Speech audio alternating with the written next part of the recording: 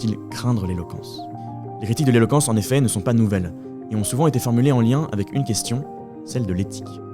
Dans Gorgias, Platon fustige ainsi la rhétorique enseignée par les sophistes, la comparant à une forme de flatterie qui séduit les auditeurs en exploitant leurs émotions et leurs désirs. Aristote apporte lui une vision plus nuancée.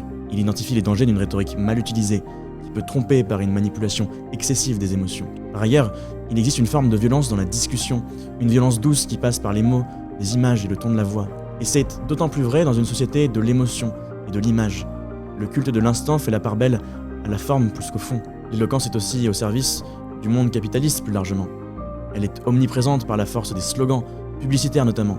Elle devient un outil marketing et parfois, depuis l'émergence naissante des concours d'éloquence, une sorte d'entre-soi bourgeois. Dis-moi comment tu parles, je te dirai qui tu es. L'égalité des chances passe aussi par là, une réinvention du rapport à la parole. C'est ainsi qu'on s'efforce de débattre plutôt que de se battre, et que l'éloquence devient un levier d'ascension sociale. L'éloquence, en tant qu'outil de communication, peut donc se révéler comme un instrument de manipulation ou un moyen d'inspirer.